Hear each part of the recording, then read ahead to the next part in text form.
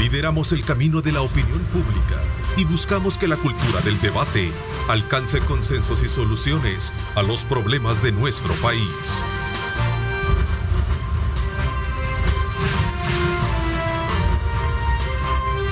Diálogo con Ernesto López. ¿Qué tal? Buenos días, El Salvador, ¿cómo están? Qué placer enorme saludarles a ustedes. Gracias por acompañarse de nuestra programación. A esta hora de la mañana damos inicio, desde luego, a nuestra sección de análisis sobre temas importantes de país. Y qué mejor también aprovechar, enviar a esta hora de la mañana, cuando son las 6:31, un saludo muy especial para todas las mujeres. Hoy en el Día Mundial de la Mujer, y poder de alguna manera destacar que precisamente y resaltar todo ese empeño y ese esfuerzo que realizan de diferentes trincheras. Así es que vaya ese abrazo de aprecio, de solidaridad, de admiración y respeto para todas las mujeres de nuestro país por celebrarse este día, precisamente el Día Mundial de la Mujer.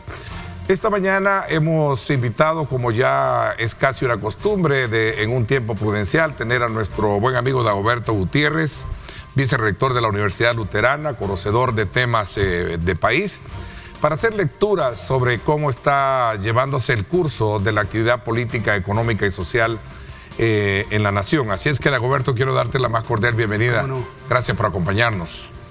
Un abrazo para todos y para todos. Dagoberto, sin duda alguna, tienes algunos temas que dar, me decías antes, sí. Sobre todo en el marco de hoy, el Día Mundial de la Mujer, ¿no? En este día saludamos a la mujer de todo el planeta. Reconocemos la importancia de la lucha de las mujeres. Lucha por la revolución o lucha por las transformaciones democráticas, en las luchas antiimperialistas. Muy cercano a nosotros reconocemos la lucha de Teresa Villatoro, una mujer de la Unión que fue compañera del general Sandino, a Blanca Arauz, a Manuelita Sáenz, que fue compañera de Simón Bolívar,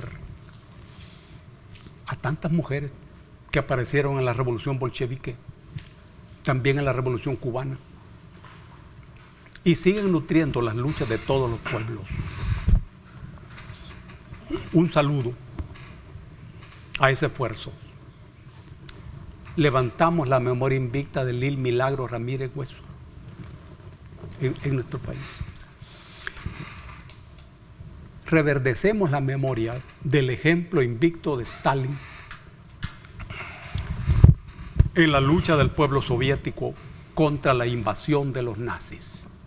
En estos tiempos se necesita la firmeza, la claridad y la entereza de hombres de acero como Stalin. Honramos su memoria. También el trabajo y la memoria invicta de Hugo Chávez Frías, cuya voluntad y su entrega también siguen siendo necesarios en esta hora de todo el planeta. Levantamos la memoria del general Sandino, asesinado en 1934 por la Guardia Nacional, asesinado por órdenes del gobierno de los Estados Unidos y ejecutado por Somoza. Años después aparecería el Frente Sandinista de Liberación Nacional, que derrotaría a ese ejército organizado por los yanquis. Homenaje, abrazo a la memoria de Sandino, a la memoria de Hugo Chávez, a la memoria de Stalin, y abrazo a la lucha de las mujeres en todo el planeta. Bueno, y hablando precisamente de la mujer, me recuerdo muy bien lo que en su momento decía la destacada modista, empresaria de la moda, Carolina Herrera, decía: la educación es el principal vestido para la fiesta de la vida. Qué fina. Sí. Qué fina. Así es. La educación. Sí. En la mujer, decía, es el principal vestido para la fiesta de la vida. Así es que un saludo muy especial a todas las mujeres en este día. Dagoberto, no sé, me llama mucho la atención esta nueva alerta que ha hecho Estados Unidos para que sus ciudadanos reconsideren viajar a El Salvador debido al tema del crimen, decía. Mientras, por otro lado, agencias de calificadoras de riesgo como Moody's, Bloomberg y otras han considerado que la reducción en el crimen es un impulso importante para la inversión en El Salvador. No sé, ¿qué piensas al respecto? Es oportuna esa situación, porque hasta hace unos años Estados Unidos se presentaba como un mundo seguro, económica y política, socialmente. Y el resto del mundo era el mundo inseguro. Nosotros como país éramos el mundo inseguro y Estados Unidos el mundo seguro. Pero en este momento en los Estados Unidos cada semana hay asesinatos en las escuelas. Cada semana hay asesinatos en las escuelas. Y muchachos asesinan a sus compañeros por razones ignorables. Pero además frecuentemente en los Estados Unidos hay contaminaciones químicas, ambientales, que ponen en peligro la salud y la vida de los habitantes de ese país. Al mismo tiempo, es un país con profundas crisis económicas. ¿Quién es el mundo inseguro y quién es el mundo seguro? Porque en este momento, en la opinión pública internacional, El Salvador aparece como una sociedad que ha recuperado la seguridad. Y la seguridad no solo se refiere al tema de la policía, no, se refiere al tema de la seguridad en el alma de la gente, en la recuperación de las calles de las ciudades, en la recuperación de las noches de arte, de comida y de paseo. El centro de San Salvador, por ejemplo, hoy es un lugar con ambiente humano. Que uno que ha vivido en San Salvador desde los 18 años y que sabía que en el centro de San Salvador se convivía, hoy cuando mira el centro de San Salvador se retrotrae a aquellos años de juventud de uno. Bueno, ¿quién es hoy el mundo seguro? ¿Estados Unidos es un mundo seguro para sus habitantes en su propio territorio? No. Y los gobernantes gringos tienen que ser inteligentes. Vos, Biden y todos los que gobiernan ese país, y deben de saber que cuando hablan con nosotros están hablando con gente inteligente, informada, que leemos, que estudiamos y que los estudiamos a ustedes y a todos. Ese es un desequilibrio estructural del planeta. El mundo que antes se presentaba como seguro, hoy es un mundo inseguro. Y nosotros recuperamos la seguridad. Ojo, que no solo es una cosa de policías y soldados, no, es la vida. Mucho podrán aprender los Estados Unidos si hablan con nosotros de otro modo, con más inteligencia. ¿Qué es el problema de ustedes?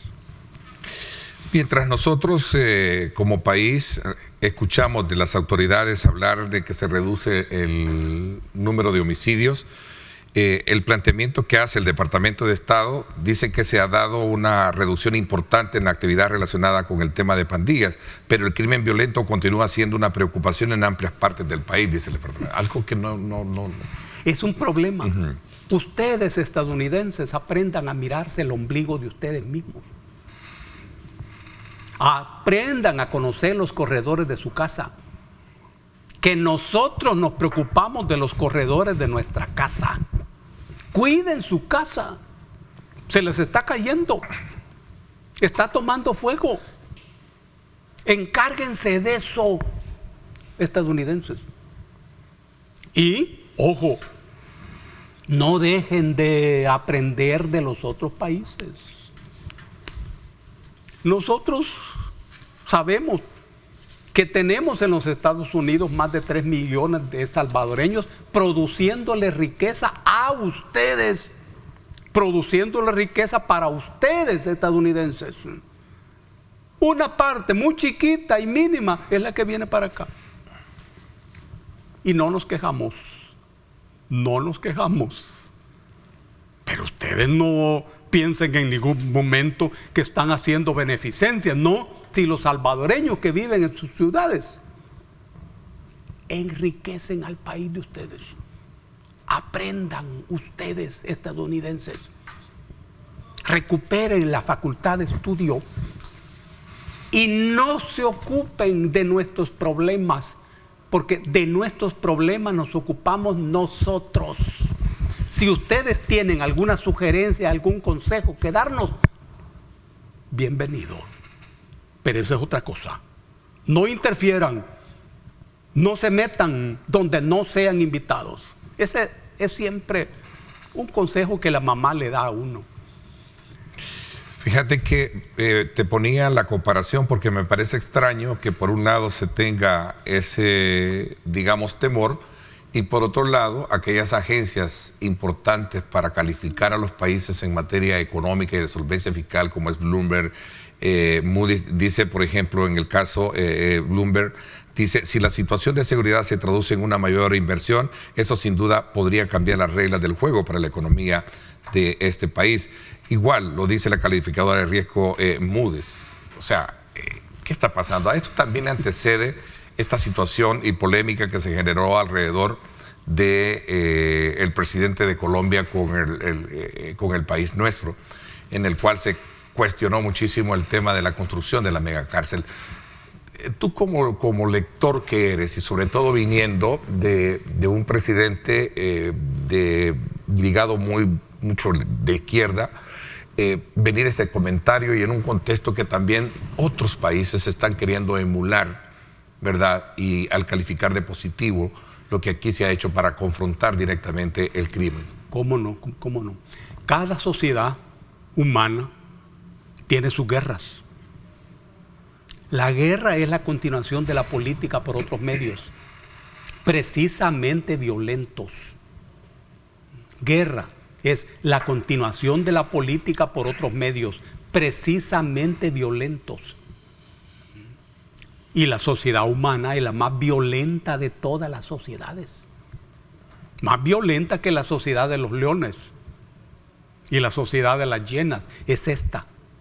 Ahora, cada guerra en cada país es diferente, muy diferente. Y de un país a otro hay también guerras diferentes. Colombia es un país que ha tenido y tiene guerras importantes.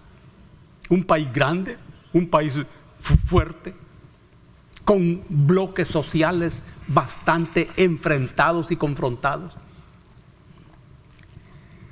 Y la opinión del presidente Petro es muy importante para nosotros, porque eso refleja cómo nos ven en una parte del planeta y en una parte del continente. Por eso para nosotros es una escuela, eso. Y desearíamos nosotros poder conversar con gente del gobierno colombiano para explicarle las guerras del país y cómo entendemos la guerra social que se inició en nuestro país en el momento en que terminó la guerra popular de 20 años. Esta guerra social tiene 30 años. Es muy diferente a las otras guerras. Por ejemplo, la guerra de Guatemala, que es un país vecino a nosotros. Es otra guerra, totalmente diferente. Abrazamos la opinión del presidente Petro. Nos interesa eso. Y nos interesa que como países dialoguemos. Y es posible que en la experiencia de la guerra de El Salvador haya algo que puede ayudar a Colombia. Es posible. Y es posible que en la guerra de Colombia haya algo que nos pueda ayudar a nosotros. Es así. Que esta opinión del presidente Petro abra las puertas a un diálogo, a un intercambio de opiniones y de información. Ojalá que el embajador de Colombia escuche estas opiniones y que conversemos. sobre este tema. Uno de los principales argumentos que planteaba el mandatario colombiano es que debería de tratarse el problema de la delincuencia construyendo más universidades que megacárceles, decía. Te lo resumo un poquito. Sí. Eso es muy cierto, en el sentido de que es muy diferente la construcción de una universidad a la construcción de una cárcel. Ahora, aquí no estamos ante una gestión gubernamental normal. Estamos ante una guerra que se llama guerra social, diferente a la guerra anterior que terminó con una negociación. Esta no. La anterior guerra duró 20 años. Esta duró 30 años. Es cierto que siempre es absolutamente necesario e inteligente la construcción de universidades, de escuelas, todo lo que desate la labor educativa y científica de la sociedad. Es muy importante, sí, pero las guerras se abordan de otro modo, de acuerdo a la misma naturaleza. Frente a esta guerra, han habido diferentes formas de abordarlo. En diferentes momentos se dieron iniciativas de negociación. Es por el hecho de que si yo no venzo a mi enemigo, tengo que hablar con él. ¿Por qué se dio la negociación en la guerra popular? Porque en el marco de la ofensiva político-militar de 1989, donde cercamos la capital de nuestro país, es la cuarta ocasión en la historia de El Salvador donde la capital es cercada militarmente. Entonces, ¿era posible que nos derrotaran militarmente a corto plazo? No. Okay. ¿Sí, no? Por eso se abrió la negociación. Entonces, con la pandilla aquí también hubo un momento en que se abrieron diálogos, negociaciones y acuerdos, porque se partía que no se podía derrotar a la pandilla. Pero este gobierno dijo, sí, ¿cómo no?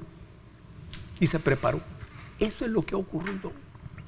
Ahora, ¿se trata aquí de un hecho de delincuencia común? No. Por eso la esencia de la guerra, guerra social, se trata de eso. Ahora, los tribunales y los juzgados son, en estas circunstancias, el corazón esencial del proceso. No. Pero hay un régimen de excepción, que es una figura contenida en la Constitución, regulada de acuerdo a la Constitución. Pero hay otra fenomenología diferente. Hay otra fenomenología diferente. ¿Y la guerra aquí ha terminado? No. Es que toda guerra tiene un componente militar y un componente político. Es el componente político el corazón de toda guerra. Y por eso es que la guerra sigue. Hay un antecedente a toda esta discusión generada a partir del régimen de excepción, a partir de esta guerra frontal muy diferente a la guerra que se generaron en los 80, como tú bien la ubicas. Y es el hecho de que para salir adelante y poder colocar al país en un desarrollo diferente a partir de un modelo de educación, de una mejor apuesta en materia de salud y otros componentes para mejorar la economía, obviamente era de resolver un gran problema social que era el tema de la delincuencia. Y por esa razón sostienen algunos antecesores invitados a este programa que era de resolver primero ese problema. Exactamente. ¿Cuál es la naturaleza del proceso político que se desarrolla en El Salvador? En una primera mirada, las acciones políticas emprendidas buscan una cosa: recuperar el aparato del Estado. Y el aparato del Estado se recupera frente al mercado, Es que en la filosofía política del neoliberalismo, imperante desde antes del fin de la guerra popular y reinante después de los acuerdos de paz de ese año, durante más de 30 años, el Estado se convirtió en siervo del mercado. Muy bien. Ahora hay un proceso de recuperación del Estado. Y eso pasa por otro proceso subyacente, que es el de la modernización de las funciones del Estado. Para eso hay instrumentos. La misma Constitución política es un instrumento de eso. La Constitución actual de 1983 se amamanta en la Constitución de 1950, que expresó el afán modernizador de los jefes militares de aquella época que dieron el golpe de Estado de 1948, el gobierno de los mayores. ¿Y cuál era la esencia? Era la modernización, pero todo eso se frustró. Hoy se recoge eso. Y en ese sentido, un primer punto es recuperar lo que se llama soberanía del Estado. ¿Se puede convivir con el poder político de la pandilla? Ojo, estoy hablando de poder político de la pandilla. Ahora, ¿y la pandilla tenía poder político? Claro, poder económico, poder ideológico y poder político. Quienes gobernaban en el territorio era la pandilla. Ahora, un proceso de transformación del aparato del Estado puede convivir con una soberanía lateral, la soberanía de la pandilla. No. Por eso es que esta guerra era absolutamente necesaria. En el pasado no, porque no había ningún proceso ni de modernización. Mira la diferencia. Ahora sí, entonces no pueden haber dos poderes. Uno tiene que desaparecer. De eso se trata en esta guerra. De eso se trata. ¿Y qué papel debe de jugar el país frente a estos criterios, a tu parecer, Dagoberto? Sobre todo porque en su momento Estados Unidos, obviamente, bien tú lo has descrito desde tu ángulo, de que es un país que tiene problemas muy fuertes internamente, ¿verdad? Que deberían de ser resueltos por ellos. A eso se suma una serie de situaciones en las cuales en materia de seguridad al país norteamericano le conviene, sobre todo porque resolviendo uno de los más grandes problemas de la inseguridad, que es lo que provoca la migración hacia el norte, por otro lado, debería estar satisfecho con esa situación, ¿no? Estados Unidos es una sociedad en decadencia. Y el poder imperial de los Estados Unidos también es un imperio en decadencia. No es ninguna extrañeza. Todos los imperios nacen, crecen y se derrumban. El mayor de los imperios conocidos, el Imperio Romano, nació allí a orillas del Tíber, enfrentado con los etruscos, enfrentados con los latinos, enfrentados con los sabinos, y a todos los mató. De los latinos tomaron su idioma. Algo ganamos nosotros, pero eso se derrumbó. En el caso de los Estados Unidos, aquellas 13 pequeñas colonias pegadas a la costa del Atlántico se dedicaron a robarle las tierras a sangre y fuego a los dueños de las tierras del oeste. Después le robaron las tierras a México. Después cayeron sobre Cuba, sobre las Filipinas y después sobre todo el mundo. Pero eso está terminando. Claro, está terminando. Hay que ver América Latina, qué es lo que ocurre en América Latina. Hay que ver cómo se está fortaleciendo el BRIC.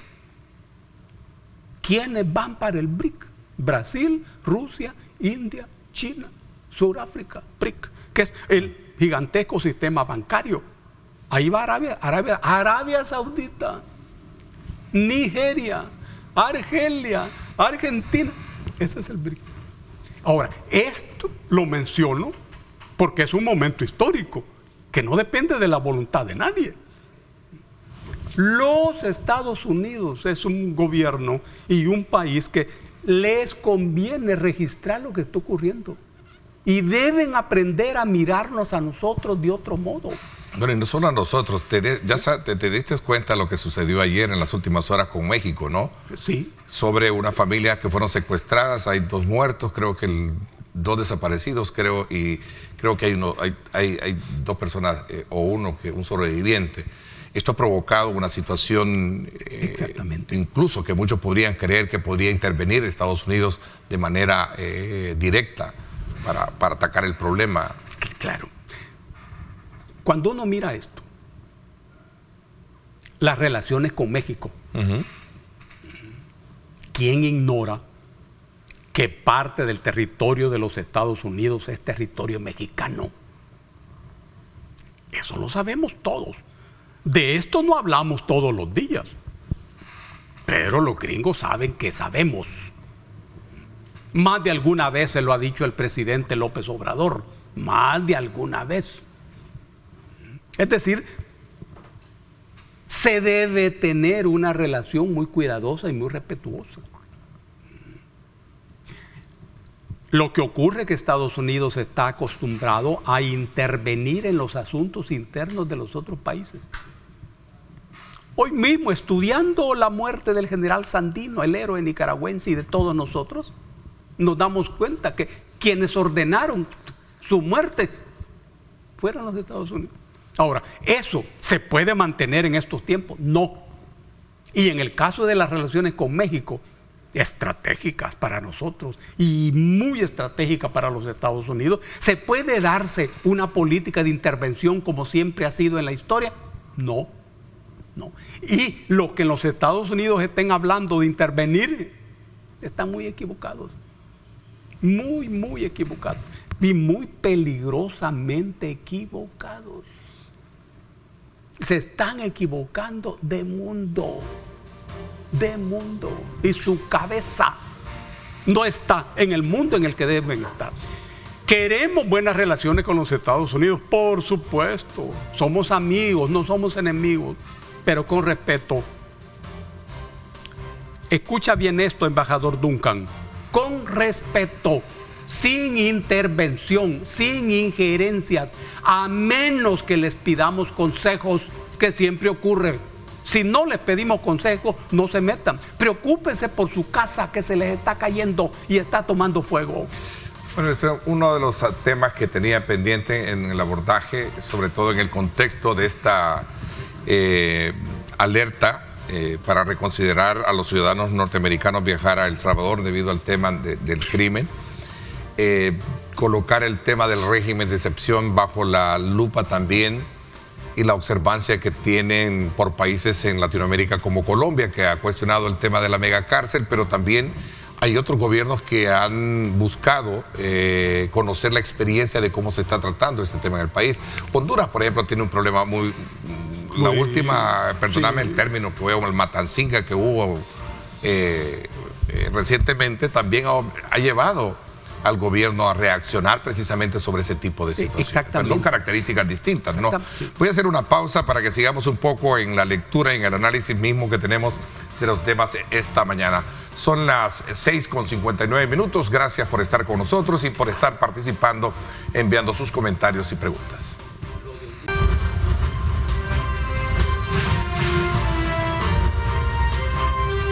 Diálogo con Ernesto López. Bueno, gracias nuevamente por estar con nosotros. Aprovechamos conocer el tráfico a esta hora de la mañana. Vamos a irnos a conocer al sector del Monumento al Salvador del Mundo, como está a esta hora del día, 7:01.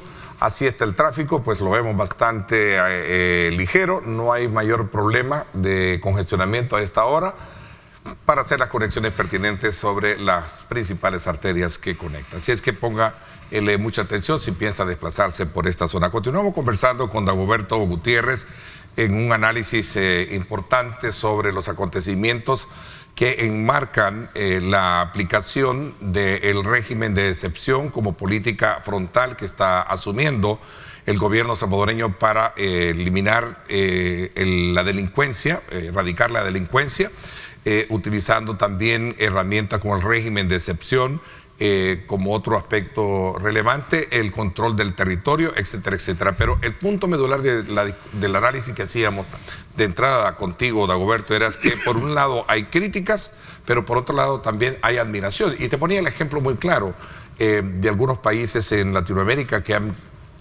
comitiva han venido al país claro, a conocer in situ cómo se está manejando esta situación. Honduras te ponía el ejemplo más cercano de cómo también está viéndonos tratando este tema. Muy importante, porque Honduras es para nosotros el país geopolíticamente más importante. Así lo ha sido siempre y así lo es hoy. Lo que pasa en Honduras nos importa mucho. Lo que no pasa también nos importa. Por eso es una muy buena noticia la visita de personeros del gobierno de Honduras en nuestro país. El expresidente Mel Zelaya Se estuvo supo aquí, que había venido Mel Zelaya, que es un personaje a quien nosotros estimamos mucho. Y sin duda tiene que ver con el intercambio entre nuestros países, que debe haber un intercambio. No es casual que Morazán sea el hondureño más salvadoreño y el salvadoreño más hondureño. Y no es casual que Morazán esté enterrado en el centro del Cementerio General de San Salvador y que él haya dado su testamento político a los salvadoreños. Francisco Morazán. Manuel José Arce, a quien lo queremos mucho también, su testamento político se lo dio a Costa Rica en su momento. Morazán es el salvadoreño más hondureño y el hondureño más salvadoreño. Y en este momento es el intercambio de experiencias políticas entre el gobierno de Xiomara y el gobierno de Nayib Armando, y sería la mejor noticia. Nuestros países son hermanos. Y hay que saber cómo se están abordando las cosas. Claro que el fenómeno de la guerra social en Honduras es diferente a nuestro país. Tiene otro componente. Sí. ¿No? Claro. Honduras es un país de 112,000 kilómetros cuadrados. Y nosotros apenas 20,000. Es decir, la vida de nosotros es muy apretada. Pero el intercambio, que eso es lo que busca Mel, el intercambio de la experiencia es fundamental. Esperamos y confiamos en que el gobierno de El Salvador tenga la suficiente sensibilidad y luz aquí y aquí para entender la necesidad impostergable de esa relación muy estrecha. No solo de zanahorias, que es muy importante, ni de tomate, que es muy importante, sino de ideas. A ver, pero también estoy, profesionalmente bajo la idea de consultarte también, veamos el otro lado de la moneda, donde hay voces que en su momento siguen cuestionando la forma en cómo se están violentando algunos derechos y principios en este ejercicio del cual hemos estado hablando de régimen de excepción. ¿Qué piensas al respecto? Eso es cierto. Y todas esas voces tienen en primer lugar derecho de ser voces. Y esas voces deben ser respetadas. Deben tener espacios asegurados, espacios abiertos para que se manifiesten. Porque en definitiva será la gente quien dé o niegue la razón. Esa es la característica de una lucha política saludable. Saludable. Y cuando en un país desaparece la oposición y se levanta la cabeza de la resistencia, que es una categoría política diferente, entonces vamos a la guerra. Es necesario que en esto se mantenga el papel de la oposición. Y uno no puede pedir una oposición mandada a hacer. No. Eso ocurre cuando vos compras una camisa. Y aún así uno se equivoca. De repente compra la camisa más chiquita. Pero con la oposición no. Debe haber una oposición. Si no, esta se convierte en resistencia. Ahora bien, ¿y los argumentos de la oposición? Esa es otra cosa. Si nos fijamos un poquito, la oposición recurre a la constitución política. Y los argumentos van en la línea de la inobservancia de disposiciones de la Constitución. Bueno, A lo mejor la oposición está dirigida por abogados y tendrán razón en presentar estos argumentos. Y se está violando la Constitución cuando se levanta el régimen de excepción. Es que ahí está en la Constitución. Ahí está regulado. Incluso la prolongación del régimen de excepción. ¿De qué se trata? Si hay oposición al régimen de excepción, hay que quitarlo de la Constitución. Y hay que quitar el artículo 29, el 30 y el 31. Sí, pero para eso se necesita la correlación en la Asamblea Legislativa. La Constitución te da el texto, pero el manejo de ese texto no depende de la Constitución, depende del contexto. Quítenle al gobierno la correlación en la Asamblea Legislativa y entonces el texto cambia, aunque diga el mismo. Y se puede incluso derrumbar la figura del régimen de excepción, si ese es el problema. Ahora, si son otros los problemas, bueno, hay que ventilarlo. Porque fíjate que el presidente de la República le respondió a los Estados Unidos y al calificar como una doble moral su postura con relación a este tema de la advertencia, de la alerta para no viajar al país. La oposición, voy a tomar como punto de referencia a Claudia Ortiz, que decía, lo que sucede es que Estados Unidos lo que está diciendo es que El Salvador está viviendo en un estado policial, dice. ¿Qué piensas tú con relación a ese elemento muy en particular de hablar sobre un estado policial? Doble moral, dijo Nayib. Sí. Mira qué figura. O sea, cuestionó y dijo, ayer el doble discurso del gobierno de Estados Unidos en relación con los delincuentes capturados en El Salvador y ahí emitió su tuit. Claudio Ortiz dice, alerta de viaje a Estados Unidos, se debe a que hay un estado policial en El Salvador, decía la prensa también. Mira qué figura. Doble moral. Es que es cierto, Estados Unidos puede hablarle de seguridad al mundo si en su país no hay seguridad. ¿Quién ignora las represalias sangrientas de la policía estadounidense, sobre todo en contra de ciudadanos negros?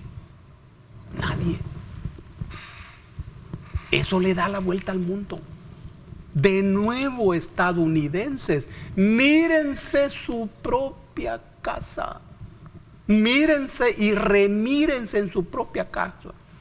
El gobierno de los Estados Unidos carece de autoridad política y moral para aconsejar a nadie. Aprendan. La figura de la doble moral es útil. Una moral para afuera y otra moral para adentro. No, si ustedes, gringos, están en vitrina. Ahora, ¿se puede dialogar? Sí, ¿cómo no? ¿Cómo no? Si somos amigos, nos queremos.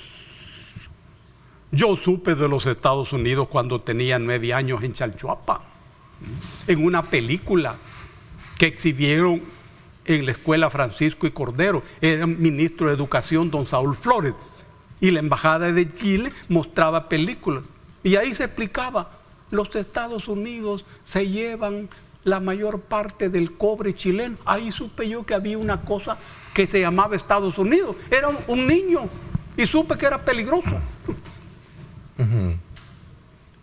Respetémonos. A ver, pero siendo pragmáticos, Dagoberto, con el tema, ¿a tu criterio debe de continuar el régimen de excepción? Esta pregunta creo que te la formulé. ¿Debe de continuar el régimen de excepción? Bueno, recientemente decía el ministro de la Defensa que falta por capturar alrededor de 30,000 pandilleros más, decía. Creo que esa fue la lista, el número que él daba, ¿no? Te pregunto así de manera directa. Está bien. ¿Ha terminado la guerra social? No, no ha terminado.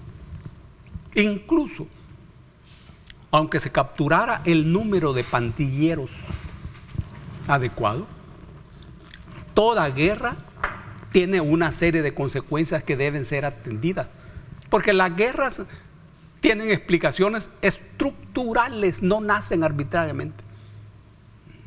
Y esas consecuencias de las guerras, que son estructurales, también se convierten en parte de la guerra y deben ser atendidas. Deben ser atendidas.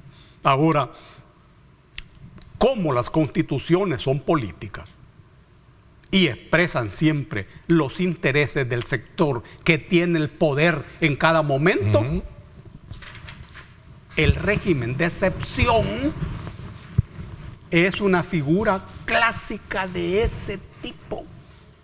Cuando los estados se consideran amenazados, la Constitución les da facultades para reducir los derechos. Y la Constitución no dice por ningún lado reducir derechos o quitar derechos. No, eso lo hacen gente inteligente. Ahí dice suspensión de garantía. Mira qué belleza. Suspensión de garantías. Y en la Constitución del país se suspenden 6 garantías nada más. En Costa Rica se suspenden 8. 8. Así lo dice la Constitución. Ahora, ¿quién decide hasta dónde llega eso? El que tiene la correlación de fuerzas en la Asamblea Legislativa. No es el gobierno, no, porque yo puedo ser gobierno, pero si no tengo correlación en la Asamblea Legislativa, dependo de la Asamblea Legislativa. Ellos lo deciden. Entonces, si yo estoy en desacuerdo con la filosofía política de la excepción, disputo el control de la Asamblea Legislativa. De eso se trata. Eso es lo que está planteado. ¿Y a dónde se disputa eso? En las elecciones. Así también lo dicen las reglas del juego. Mira, hablando de las elecciones, poco a poco vamos adentrándonos digamos, a la fecha límite, ¿no? O al día D, como decimos a buen salvadoreño. Pareciera ser que ya las cosas comienzan a aflorar desde el punto de vista de la campaña electoral y hay muchas cosas que tratar. Cerramos el ciclo del análisis en el tema de seguridad. ¿Te parece que si examinamos el tema político electoral? Cuando regresemos voy a hacer una pausa. 7:15. Gracias por estar con nosotros.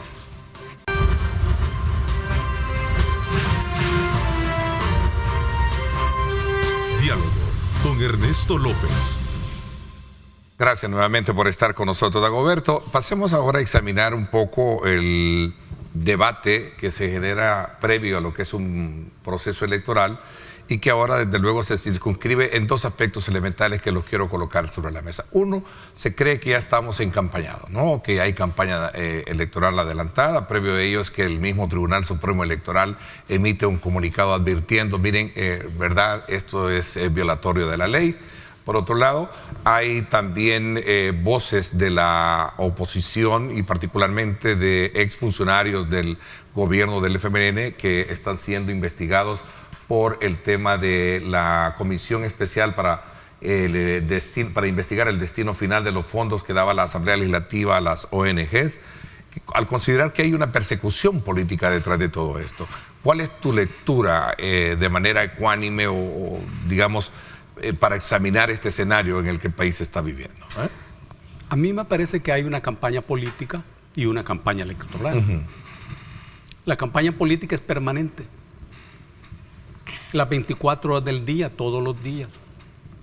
Porque tiene que ver con el poder. Y el poder es algo que, siendo como es una relación social, no siempre se mira, ni siempre se percibe, pero siempre se sufre. Adentro de la campaña política hay otro fenómeno que se llama campaña electoral. Esto tiene que ver rigurosamente con quién es el dueño de los cargos públicos. Pero antes de los cargos públicos hay alguien que es dueño de la economía, dueño de la banca, dueño de las industrias, dueño de la tierra, dueño del negocio internacional, dueño de tu cabeza, de tu psicología, de tu subjetividad. Ese es el poder. Ese poder organiza periódicamente campañas electorales. Las campañas electorales sirven para resolver quién es el dueño del aparato de gobierno, que es otra cosa. Aquí está planteada la relación entre el Estado y el gobierno. El Estado vos no lo mirás. Y el gobierno es simplemente el administrador del poder del Estado. Ese administrador es el que periódicamente se elige. Es una formalidad. Porque lo que se mira es que el presidente es el presidente 5 años, el diputado 3, el alcalde 3. A eso se le llama democracia. En este enfoque, la democracia no tiene nada que ver con lo que vos comes. Esa es cosa tuya. Con tus enfermedades, con la medicina, con dónde dormís. Esa es cosa tuya. La democracia en este enfoque tiene que ver nada más con quién administra, que ese es el gobierno. Entonces, en este escenario de lucha política por el poder, aparece el otro escenario, el voto. Eso es lo que se empieza a calentar en el país. ¿Quién va a ser el nuevo gobierno? El nuevo alcalde y los nuevos diputados. Ahora, en esto hay de nuevo 2 tiempos. El tiempo político, en donde la campaña política es permanente. Y luego el tiempo electoral. Eso tiene calendario. Y hay conflicto. Hay conflicto. La lucha por quién va a ser los nuevos diputados ya empezó. Y es lógico. ¿Quién va a ser el nuevo alcalde? También. ¿Quién va a ser el nuevo presidente? También. Todos estos son los administradores. Normalmente, este administrador es parte del Estado, pero no siempre. En este caso no es así. No es así. El administrador tiene choque con el Estado. Porque desde el gobierno se trata de poner al Estado al servicio de otros objetivos políticos. Esto que estoy explicando no se mira cotidianamente como cuando llueve. Ese es el problema para la sociedad, que esto no se mira. Se trata de categorías. De manera directa te pregunto, el activar esta comisión para investigar los fondos que destinaba la Asamblea es un, digamos, instrumento para realizar persecuciones políticas en su momento. Lorena Peña, por ejemplo, sí, es la exdiputada, está siendo investigada, creo ya, y denunciada sobre esta base, ¿no? ¿Qué piensan de manera? Tanto el partido FMLN como el partido Arena expresan una manera de hacer política y una filosofía política que no coincide con lo que hoy se está haciendo desde el aparato del Estado. En cierto modo, ese es el pasado. Ahora, las fuerzas que expresan a estos 2 partidos políticos ¿han desaparecido? No, ahí están. ¿Y pueden participar en eventos electorales? Sí, claro que pueden participar. ¿Y es importante que participen? Sí. Ahora, las fuerzas que hoy tienen el control del aparato del Estado, ¿necesitan que estas expresiones se fortalezcan? No. Es como una guerra. Y si vos tenés en tu vida elementos débiles, factores débiles, y tenés elementos rivales políticos, que estás en la lucha política, estos enemigos políticos tuyos, ¿te van a ayudar o te van a golpear? Eso es lo que está ocurriendo. Por eso es que uno, cuando ocupe un cargo público, debe pensarlo 2, 3 mil, 100 mil millones de veces. Y si pese a ese pensamiento llegas a ocupar un cargo público, limpio, tenés que ser limpio. Jamás has de entender que tener un cargo público, acceso a un cargo público, es una vía para enriquecerte. Nunca. Esa es la lucha que hoy se está desarrollando. Claro, y esa lucha lleva a los cuarteles. A los cuarteles de los juzgados. Uno no tiene información de la situación jurídica, no, y por eso uno no opina de eso. Pero este es el escenario político. Y este escenario político es parte del escenario electoral. Por supuesto. Y lo que uno presiente es que esto tiene una larga pista. Una larga pista. No puede uno opinar sobre la culpabilidad de nadie, no. Uno parte de la inocencia, porque además uno no es juez, ni investigador, ni abogado de nadie, no. Lo que uno sí sabe es que los intereses que uno defiende son los intereses de la gente, porque uno pertenece a esa gente. Así son las cosas, así están planteadas las cosas en la lucha política. ¿Tú prevés que vamos a tener, digamos, una campaña electoral típica de lo que hemos conocido en el pasado, o va a ser bastante atípica a partir de todos estos elementos que estamos hablando, de tener una mayor, digamos, control, en este caso el gobierno o el partido oficial, digamos, de todo el estamento de Estado? En primer lugar, a mí me parece que es conveniente que el evento electoral que se aproxima cuente con la participación de la mayor cantidad de sectores, la mayor cantidad de fuerzas. Es también conveniente que haya un debate político, más que debate electoral. Es decir, que en ese escenario se discuta el momento histórico del país. ¿Qué es lo que se ha hecho hasta ahora y para dónde vamos? Ese es el debate político, y que tengan participación todos. De tal manera que en ese escenario el votante pueda decidir. Y aquí se ha de saber que no se estará decidiendo por un nuevo presidente. No, se estará ratificando un camino iniciado. De eso se trata, un camino iniciado que podría ser interrumpido por las urnas. Eso lo decidirá la gente. O podría ser fortalecido y se pasa a una segunda etapa. En esta segunda etapa, sin duda, el gobierno sabrá hacer lo que no ha hecho hasta ahora y sabrá defender lo que se ha hecho hasta este momento. Ese es el escenario ideal.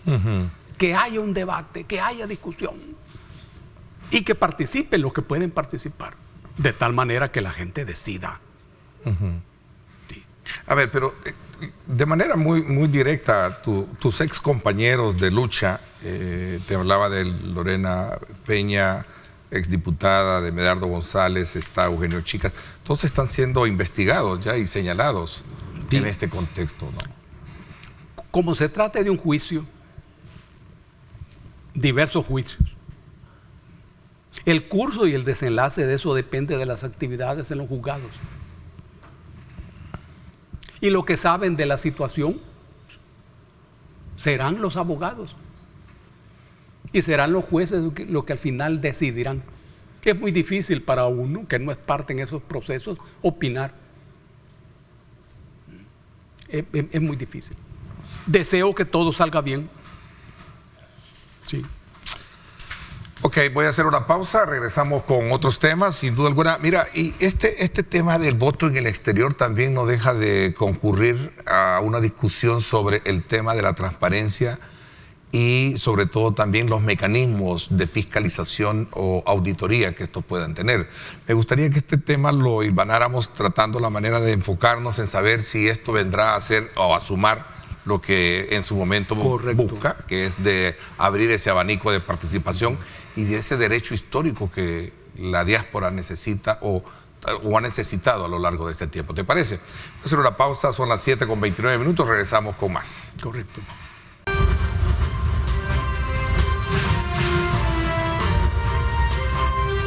Diálogo con Ernesto López.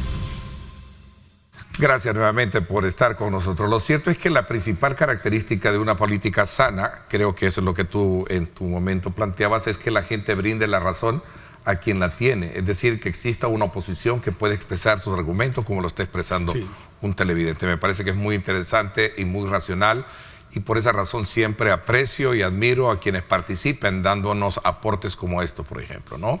Lo importante es abrir ese abanico de participación. Mira, antes de hablar del voto en el exterior, y esa factura histórica pendiente que se ha tenido para poder brindarles ese espacio a la diáspora, también antecede un debate que contigo no lo hemos tratado, que está relacionado con esta discusión sobre o propuesta de reducir diputados y municipios, y que esto de alguna manera, ¿qué impacto tendría en los partidos políticos? Son dos temas entonces. Uno es el voto en el exterior, ¿sí?, y otro esta organización del Estado. Ok, sí, porque al final no hay nada escrito, pero no hay nada en concreto, pero digamos es un tema que el presidente en su momento lo planteó, si tú te recuerdas, en diciembre, a manera de la comunicación que él tiene, que es un tuit. Luego versó nuevamente el tema el presidente de la Asamblea Legislativa en otra entrevista, al sostener que se está estudiando la posibilidad. O sea, la verdad que es un tema no nuevo, pero que circunscribe el clima electoral, porque al tocarse esto tendría que moverse también el tema de las circunscripciones. El tema del voto en el exterior tiene una lógica de acero. Nosotros, como sociedad, tenemos una sociedad humana, tenemos una importante población afuera del país. En el mundo, una parte importante está en los Estados Unidos. La más importante.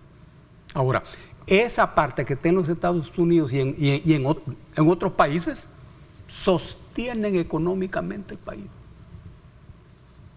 Si se hacen cuentas, y ya gente informada lo ha de haber hecho, la parte que viene del exterior es una parte muy importante de la economía de la sociedad, muy importante.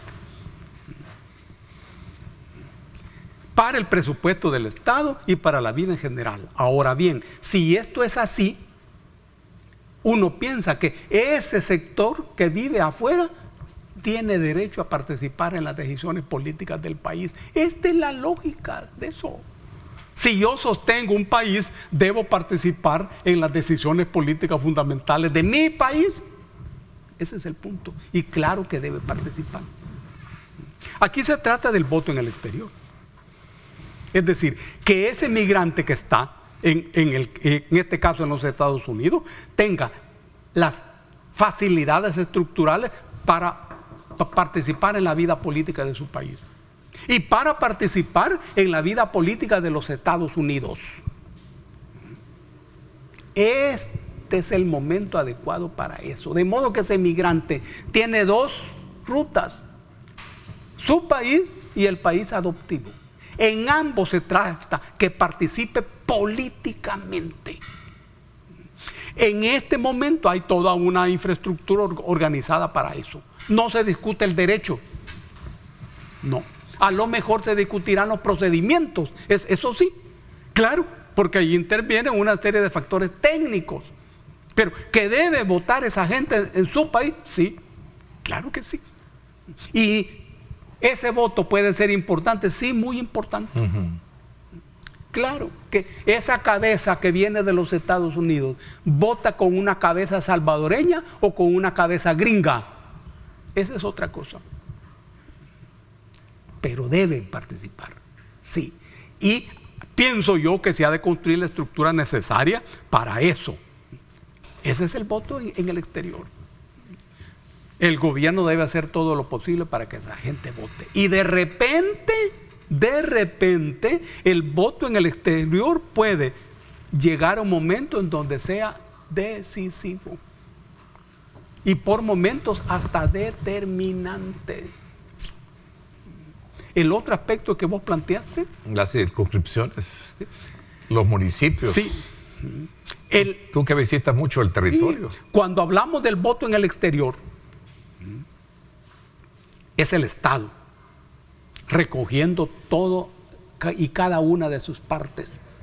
Cuando hablamos de la reorganización administrativa en el territorio, es también el Estado moviéndose al interior de su casa. La actual estructura administrativa de El Salvador, un país de 20,000 kilómetros cuadrados, ¿qué es lo que expresa? Expresa la correlación de fuerzas existente en el momento en que nació el Estado. Ojo, nosotros como sociedad tenemos momentos heroicos. Los próceres de nosotros, encabezados por José Matías Delgado, que siempre fue un tipo genial, brillante, supo en su momento enfrentarse a la expansión de Filísola y de Iturbide en México. Se enfrentaron militarmente, perdieron, ¿cómo no? Filísola tomó el control de San Salvador, pero cayó Iturbide. La independencia del Salvador no fue con respecto a España, sino con respecto a Guatemala. Mira qué fenomenología. Pero el Estado que se organizó respondió, como es lógico, a los intereses y a las conveniencias de los poderosos sectores oligárquicos. La distancia entre San Salvador y San Miguel era mayor, mucho mayor que la de ahora. Y no estoy hablando de la distancia física, no. ¿Vos te imaginás qué significaba ir de San Salvador a San Miguel allá por 1830? Era un viaje al otro mundo. Claro. Hoy uno lo hace en un rato, pero en esos años no. Entonces, en esas provincias lejanas habían otros poderes. Y el gobierno en San Salvador era débil en todo sentido. Entonces se tuvo que reconocer el aparecimiento de poderes en cada una de estas partes. Eran hacendados, eran dueños de las tierras. Y así fueron apareciendo departamento de la Unión, departamento de San Miguel, departamento de Morazán, etc. 14 departamentos en un país de 20,000 kilómetros cuadrados. ¿Cómo es eso? Y eso origina dispersión política y dispersión financiera. En este momento que hay un proceso de recuperación y reorganización del Estado frente a las oligarquías, frente a la estructura económica, es inevitable. Esto debe ser organizado de diferente manera. Sí, hombre, sí. ¿Y el número de diputados debe ser el mismo que existe hoy? No. Tiene que ser menos diputados. Primero, para ahorrar el dinero del aparato del Estado. Y segundo, para hacer más fácil la administración de eso. ¿Cómo se llama esto? Este es un proceso de modernización. La modernización no solo es un fenómeno que abarca la economía. ¿Cómo no? Abarca la economía. Porque hemos de propiciar la posibilidad exportadora del país. La posibilidad exportadora del país. Y para eso hemos de ser capaces de producir ciencia y tecnología, para producir productos que puedan ser vendidos en el mercado. Y viene la reorganización política. De eso se trata. Te pregunta Roberto Morán si es necesario, Dagoberto, tantos partidos políticos en El Salvador, porque ¿cómo se llama? Al administrarse mejor o recortarse, obviamente tiene un impacto en ello. Tiene razón, Roberto. Es una pregunta lógica. Es una pregunta lógica. La negociación del fin de la guerra popular abrió el camino a la participación de los partidos políticos. Por eso las fuerzas guerrilleras desaparecieron y se convirtieron en partido político. Y las puertas quedaron abiertas para que aparecieran el número indeterminado de fuerzas que quisieran convertirse en partido político. Ahora bien, como vos muy bien estás viendo, Roberto, el número de partidos factibles, con posibilidades, se ha reducido. Es decir, el partido político como fuerza política pierde espacio como expresión política de los intereses de determinados sectores económicos y sociales del país. Que esa es la naturaleza de los partidos políticos, expresar los intereses de determinado sector. Eso va para abajo. Pero el número formal de partidos parece que ha aumentado. Pero ese formal, Roberto, porque están abiertas las puertas legales y cualquiera puede formar un grupo e iniciar el trámite. Esa es la legalidad, pero la realidad está indicando que no. Porque además La gente no confía en partidos políticos. Si vos vas a una comunidad a hablar de partidos políticos, la gente te oye, Roberto, pero no te escucha.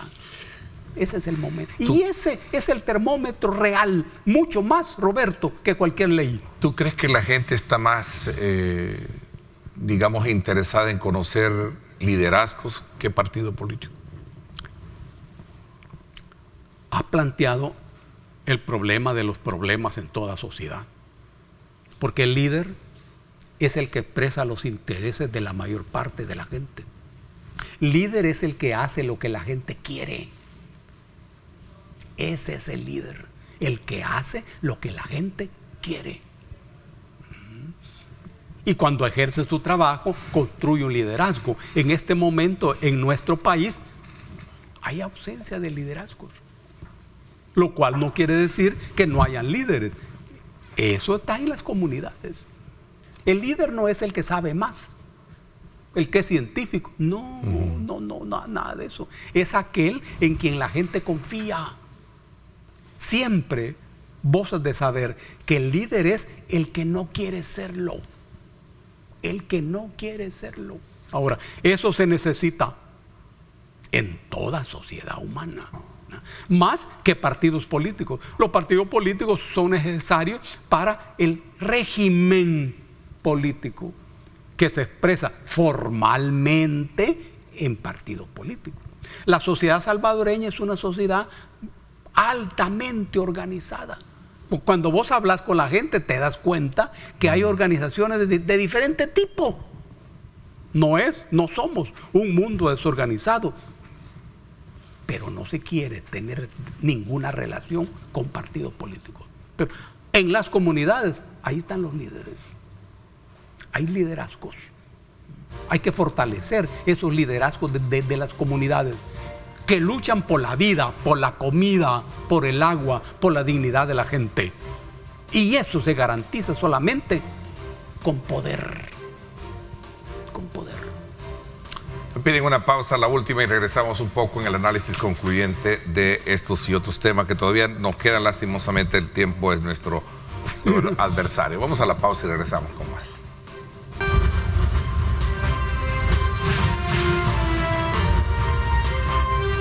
Diálogo con Ernesto López. Bien, gracias nuevamente por estar con nosotros a esta hora de la mañana. Bueno, estamos en el mes de marzo y hablábamos sobre líderes. Sí, sobre el tema de líderes. Y tú me comentabas, bueno, y Monseñor Romero, ¿verdad? Claro, que es un claro. recuerdo de la memoria histórica de este país. Sí. Y que estamos en el mes de marzo a propósito, ¿verdad? Estamos hablando de líderes. Y decíamos que el líder es el que no quiere serlo. Y el 24 de marzo de 1980 fue asesinado Monseñor Romero por fuerzas oligárquicas en nuestro país, por decir la verdad, por defender a los humildes, a los últimos y a los pobres. Monseñor Romero no quería ser líder, no era esa su filosofía, porque ese es el líder. Hasta con el Papa tuvo dificultades, no lo recibió. Y Monseñor Romero tuvo que hacer una cola con una caja, varias cajas llenas de recortes de periódicos donde aparecía la matanza que estaban haciendo en ese momento al pueblo, a su pueblo, el pueblo de Monseñor Romero.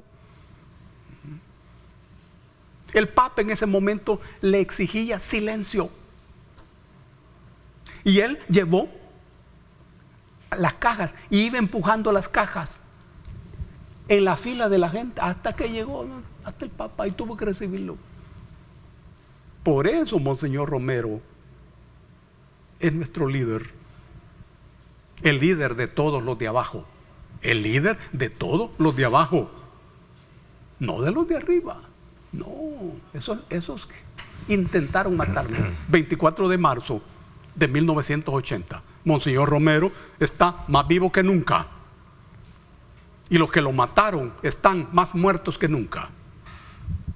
Esas son las cosas. Mira, aquí me están preguntando, hablando de religiosos, que ¿cuál es tu opinión con relación a lo que sucede en Nicaragua? desde el hecho que trasciende una historia de las personas que habían sido los políticos liberados, hasta conocer las nuevas disposiciones que tienen que ver con contra la iglesia y contra la empresa privada, que fueron los últimos acontecimientos.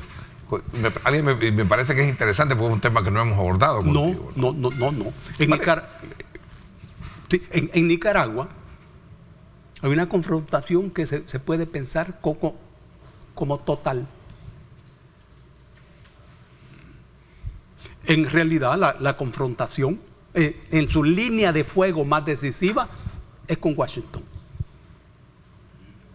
Es con Washington. En cada sociedad los imperios mueven sus hilos y tienen sus fuerzas y construyen sus fuerzas. En ocasiones a favor del poder establecido en un país. En ocasiones en contra de ese poder establecido. Es el caso de Nicaragua. Siendo el imperio estadounidense un gran poder, la lucha contra ese poder es en este momento lo que uno mira total. Y se está golpeando todos los sectores que real o aparentemente están al servicio de ese poder. Cuando se expulsa a una serie de personas y se les quita la ciudadanía, claro, es una decisión fuerte. No está planteada por ahora en una sociedad como la salvadoreña, pero sí en una sociedad nicaragüense, donde todo el proceso se radicaliza, la confrontación se radicaliza. Claro, y uno necesita más información. Eso es lo que define con quién estás y contra quién estás. Si a mí me presentan un proceso político en contra del imperio dominante, yo no soy enemigo de ese proceso político. Si a mí me presentan un proceso político en contra de la lucha del pueblo, sí soy enemigo. Nadie en estos procesos es neutral. Eso no existe. Pero hay que saber de qué bando se trata. Siempre, siempre. Hay una parte, digamos que, como tú bien dices, ¿verdad? No se conoce muy bien realmente la versión, pero la información que se tiene y está a la vista es el hecho de la liberación de las personas, de los políticos o personas opositoras que en su momento viajaron a los Estados Unidos. Y entre esas personas hay gente que uno tiene mucha estima, en mucho reconocimiento. A ese grupo pertenece, por ejemplo, Sergio Ramírez Mercado. No está en ese grupo expulsado, pero digamos en ese grupo opositor, que escribe libros maravillosos. Y siempre uno pondera eso. Ahí está Dora María Telles, que es de la gente que se tomó el palacio en un determinado momento. Ahora, hasta ahí, las circunstancias políticas precisas de esa coyuntura, uno las conoce. Pero se trata, eso sí lo entiende uno, de la confrontación con un imperio decadente, pero siempre peligroso. Y entre más decadente es, y los imperios son siempre más peligrosos. Así pasó con Roma.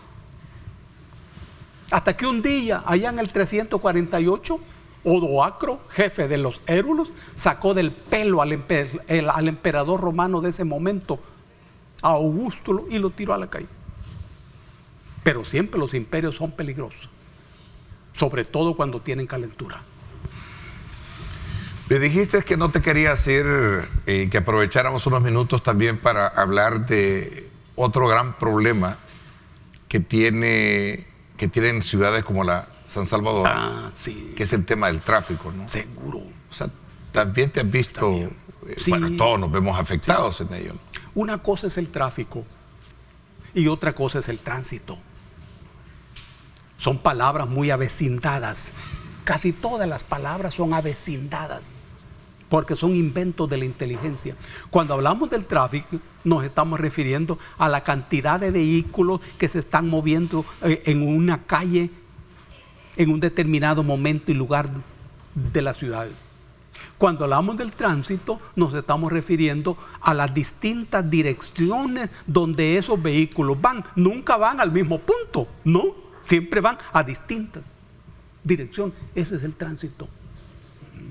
Hoy, uno y otro representan una amenaza para la convivencia de la sociedad, pero también una amenaza para la economía de la gente, no para la economía de las grandes empresas, porque si vos hoy gastás más gasolina para ir a un lugar sí, que geográficamente está cercano, ganan las empresas petroleras, pero pierde la sociedad. Ahora, ¿cuál es la naturaleza de ese tema?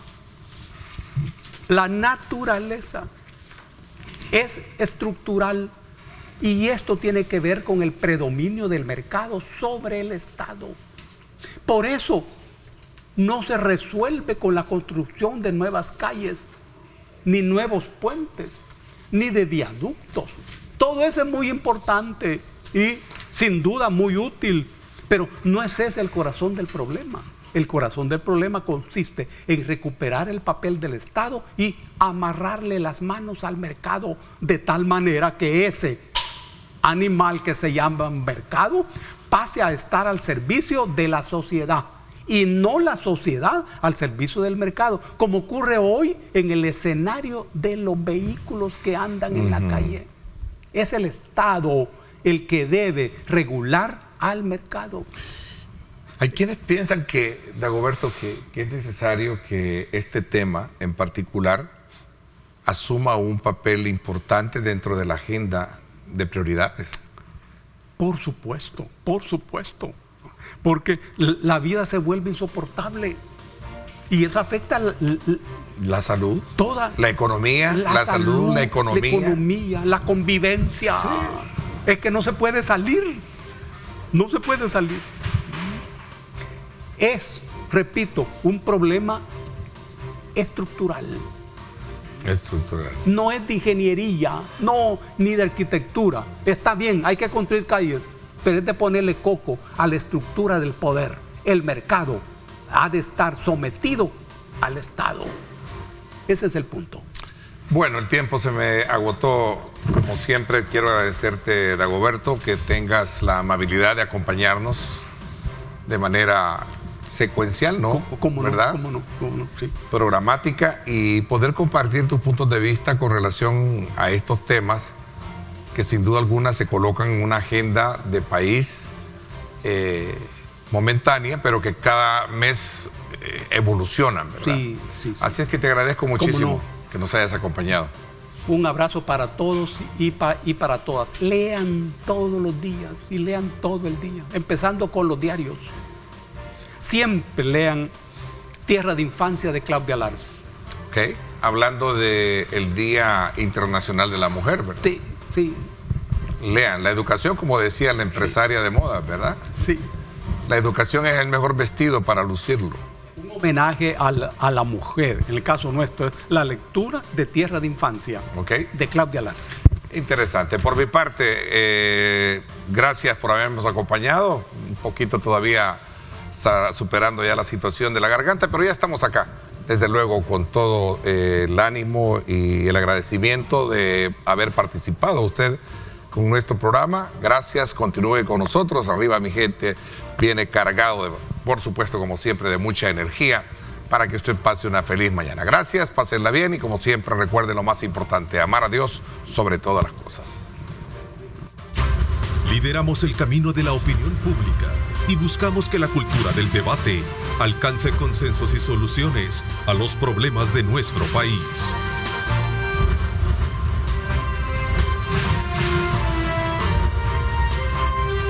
Diálogo con Ernesto López.